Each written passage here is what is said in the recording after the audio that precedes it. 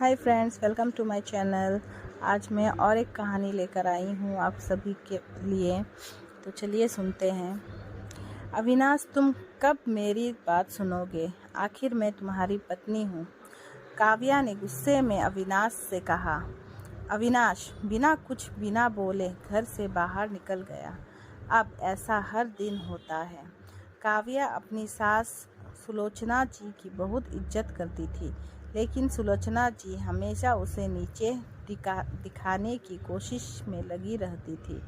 आज भी वही काव्या ने सुबह जल्दी उठकर नाश्ता बनाया। अविनाश को सूजी का हलवा बहुत पसंद था, इसलिए उसने नाश्ते के साथ हलवा भी बनाकर सभी को परोस दिया। उसके ससुर रमेश जी ने सुलोचना जी को टोकते हुए कहा, ये क्या फिजूल खर्ची है, सुबह सुबह देसी घी का हलवा?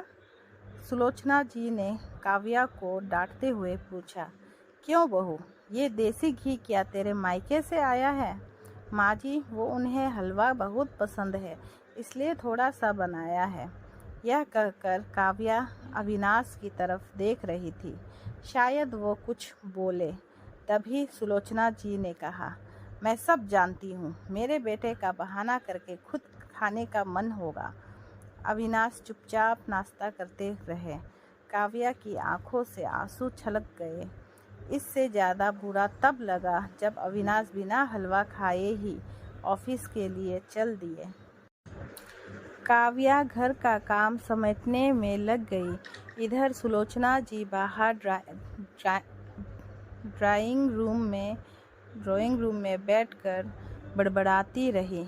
काम करके काव्या अपने कमरे में जाकर रोने लगी। कितने नाजों से पाला था उसे उसके पापा ने, उसे आज भी याद है। एक बार उसने गाजर के हलवा बनाने के लिए कहा था, लेकिन माँ ने सूजी का हलवा बना दिया था। पापा को जब यह पता लगा तो वे तुरंत बाजार गए, वहाँ से ढेर सारा गाजर का हलवा लाए थे और उस दिन बिना कहे 2 दिन तक गाजर का हलवा बनने लगा। आज उसे सूजी के हलवे के लिए कितनी बातें सुनाई जा रही है।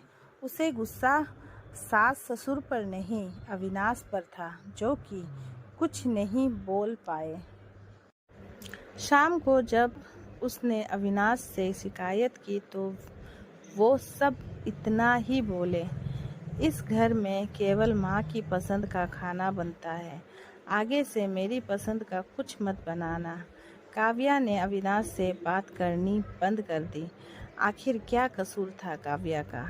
यही कि वह अविनाश से बहुत प्यार करती है। इसी तरह कुछ दिन बीत गए।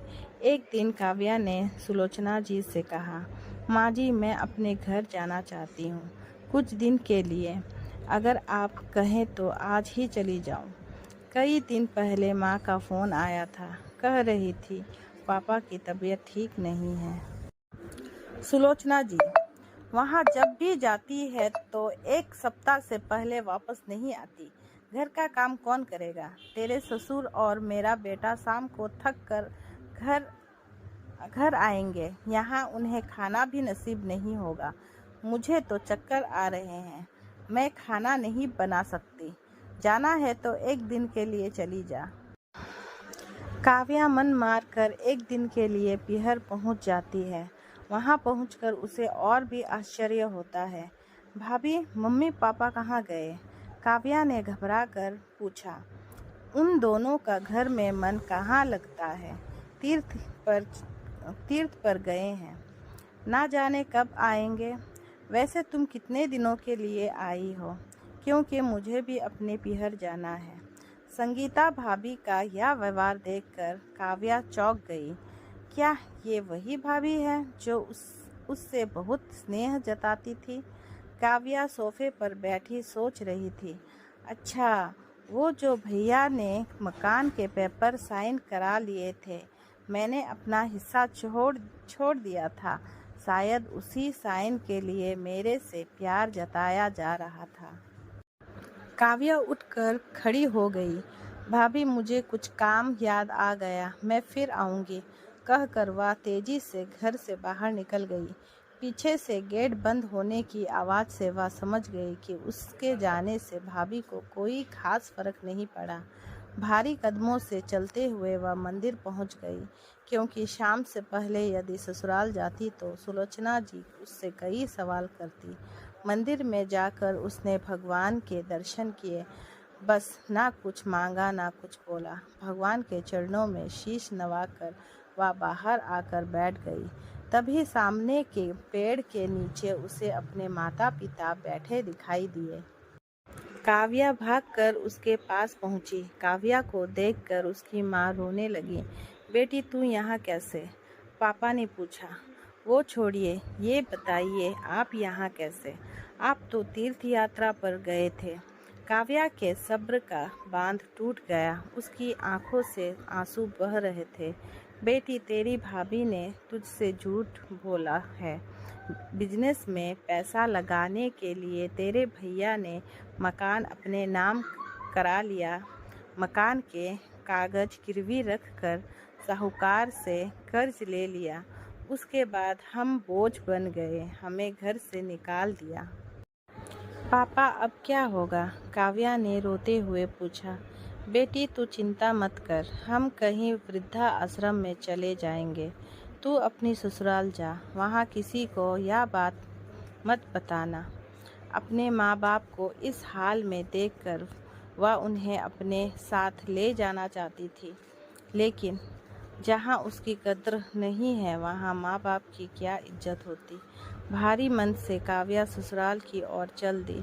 आज उसे अपने लड़की होने पर अफसोस हो रहा है। काश वो अपने माता पिता के लिए कुछ कर पाती। घर आकर उसने बहुत मुश्किल से घर का काम निपटाया। उसके बाद अपने कमरे में जाकर गुमसुम बैठ गई। उसकी आंखों से आंसू बह रहे थे। अविनाश अपने ऑफिस के काम में लगे हुए थे। जब वे सोने आए तो काव्या से पूछ बैठे, क्या बात है? आज फिर माँ की कोई बात बुरी लग गई जो आँख से आंसू बह रही है? काव्या अपने को रोक नहीं पाई और उसने रोक कर सारी बात अविनाश को बता दी। क्या माँ पिताजी को यहाँ ले आए? वे इस उम्र में कहाँ जाएंगे? अविनाश ने कोई जवाब नहीं दिया और करवट लेकर सो गए। इस बात से काव्या को बहुत गुस्सा आया। आज से मैं भी इनके माँ बाप की सेवा नहीं करूँगी। देखती हूँ कौन इनकी सेवा करेगा। रोते रोते काव्या सो गई। 2-3 दिन बीत जाने पर उसकी चिंता बढ़ती जा रही थी। एक दिन वह सब्जी लेने के बहाने उसी मंदिर में पहुंची, लेकिन उसके माता पिता वहां नहीं थे। पंडित जी, यहाँ मेरे माता पिता उस पेड़ के नीचे बैठे थे। कई दिन से उनका कुछ पता नहीं है। तुम्हारा नाम काव्या है क्या? पंडित जी के मुंह से अपना नाम सुनकर काव्या ने पूछा। जी हाँ, लेकिन आपको कैसा पता? तुम्हारे माता पिता ने यह बता दिया था और कहा था वे अब यहाँ रहते हैं। काव्या ने पता देखा, वह यहाँ से कुछ दूर का था। काव्या ने मंदिर के बाहर निकलकर ऑटो रिक्शा किया और उस पते पर पहुँच गई। दरवाज़ा खटखटाया तो एक लड़की निकल कर आई। यहाँ का पता मुझे पंडित जी ने दिया है, काव्या बोली। आप काव्या दीदी हो? अंदर आ जाओ। काव्या को कुछ समझ नहीं आया। वह अंदर आई तो देखा उसके माता पिता सोफे पर बैठे थे। काव्या उन्हें देखकर रोने लगी। बेटी अब क्यों रो रही हो? तेरे कारण हमें यह मकान मिल गया। काव्या आश्चर्य से उनका चेहरा देखने लगी। लेकिन माँ, आप यहाँ कैसे और ये लड़की कौन है? तब उसकी माँ ने कहा, बेटी तुझे याद है तेरी शादी के बाद तेरी सास ने 40 लाख की डिमांड की थी। दामाद जी को बिजनेस खोलना था, इसलिए तेरे पिता ने उसकी डिमांड पूरी कर दी थी, जिससे कि तू खुद सुखी रहे। जब तू हमसे मिल कर गई उसके अगले दिन दामाद जी आए, उन्होंने तेरे पापा के पैसे लौटा दिए क्योंकि उन्होंने कोई बिजनेस शुरू नहीं किया था। तेरे पापा ने मना भी किया लेकिन वे नहीं माने। उसके बाद उन्होंने प्रॉपर्टी डीलर से मिलकर 2 दिन में यह मकान खरीद दिया। साथ 5 लाख रुपए बच गए। इससे उन्होंने ये लड़की नौकरी पर रखवा दी जो हमारी केयर करेगी। लेकिन माँ, उन्होंने मुझे तो कुछ नहीं बताया। काव्या की आंखों से आंसू बह रहे थे। वह रोते हुए वहाँ से अपने घर आ गई। घर आकर वह सोच रही थी, अविनाश ने कभी उसके लिए आवाज़ नहीं उठाई, लेकिन मेरे माता पिता के लिए इतना कर दिया जो कि कोई सगा बेटा भी नहीं कर सकता। रात को उसने अविनाश से पूछा, आपने ऐसा क्यों किया? अगर माजी को पता लग गया तो क्या होगा? अविनाश का जवाब सुनकर काव्या रोने लगी। अविनाश ने कहा, जैसे तुम्हारे लिए ये माता पिता है वैसे ही मेरे लिए भी तो वो माता पिता है। मैंने पैसे लेते समय ही सोच लिया था कि एक दिन ब्याज के साथ सारे पैसे लौटा दूंगा, लेकिन जब बिजनेस शुरू नहीं हो पा रहा था तो मैं इन पैसों को अपने पास रख कर सही समय आने का इंतज़ार कर रहा था।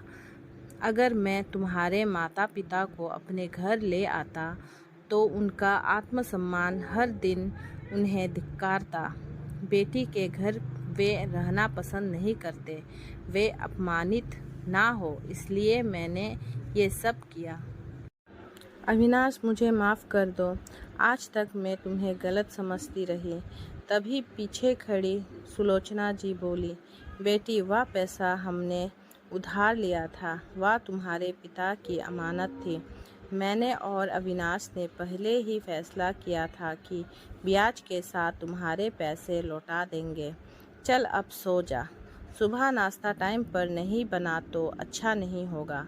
उनकी बात सुनकर काव्या, अविनाश और सुलोचना जी ज़ोर से हंसने लगे।